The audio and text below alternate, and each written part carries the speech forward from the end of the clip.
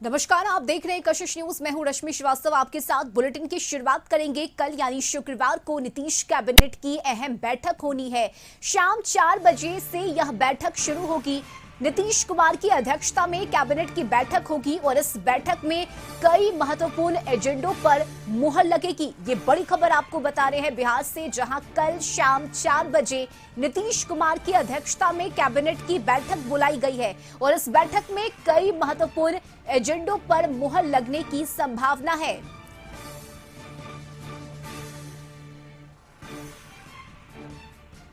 और बिहार संपादक अशोक मिश्रा इस वक्त हमारे साथ जुड़े हुए हैं। अशोक जी, कल शाम 4 बजे कैबिनेट की बैठक होनी है और ये बैठक बेहद महत्वपूर्ण है। एक तरफ मॉनसून सत्र, दूसरी तरफ ये बैठक जिसमें कई महत्वपूर्ण एजेंडों पर मुहर लगनी है।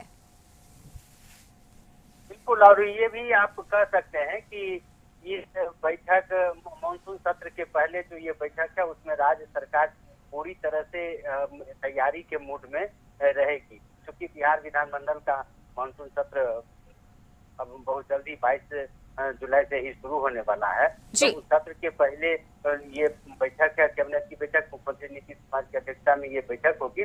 और सबसे बड़ी बात है कि इस मॉनसून सत्र में कुछ विधेयक भी राज्य सरकार लाएगी। इसके अलावे कई महत्वपूर्ण अध्यादेश हो सकते हैं और कई महत्वपूर्ण फैसले सरकार ले सकती है या घोषणा भी कर सकती है, क्योंकि मुख्यमंत्री ने कहा है कि वो 1 साल के अंदर लगभग 10 लाख से ज्यादा युवाओं को रोजगार देंगे। इसके अलावे कई ऐसे ड्रीम प्रोजेक्ट हैं जिसको पूरा करना है।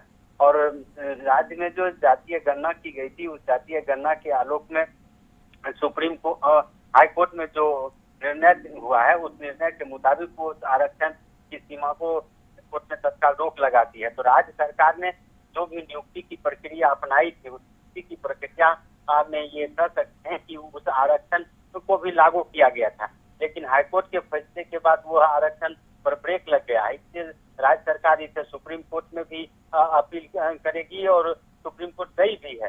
तो इसलिए अगला क्या उसका कदम होगा, इसको लेकर के फिर नियुक्तियों की जो प्रक्रिया है, यानी कि जिन जिन विभागों से खाली पद मांगे गए हैं उनके द्वारा जो दिया गया तो कितनी नियुक्तियां होनी है।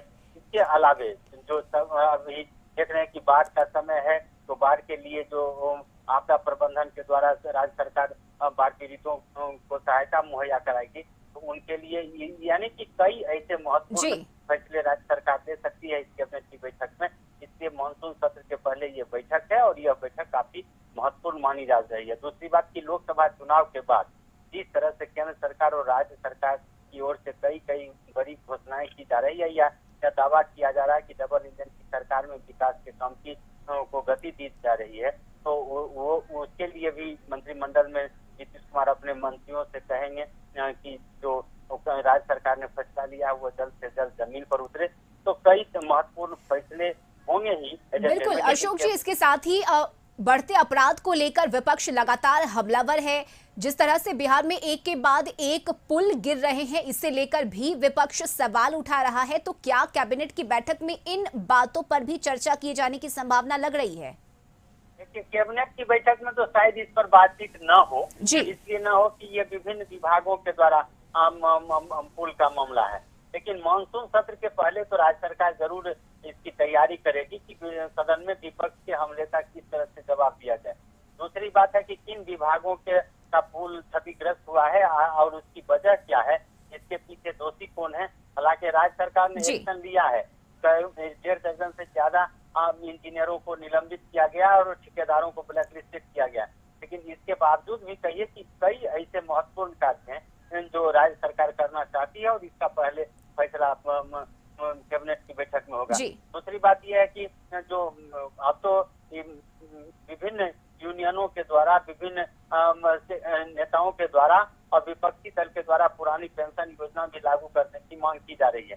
तो ऐसी परिस्थिति में क्या ये संभव है बिहार में, और राज्य सरकार क्या अपने उन कर्मचारियों को कोई विशेष लाभ देगी? इन सारी बातों की भी चर्चा हो सकती है। लेकिन एक तरह से कहिए कि ये काफी महत्वपूर्ण बैठक है और मानसून सत्र के पहले ये बैठक है, इसलिए इसकी महत्ता और बढ़ जाती है। बिल्कुल अशोक जी, आप बने रहिए हमारे साथ, अगली खबर पर भी हम आपसे अपडेट लेंगे।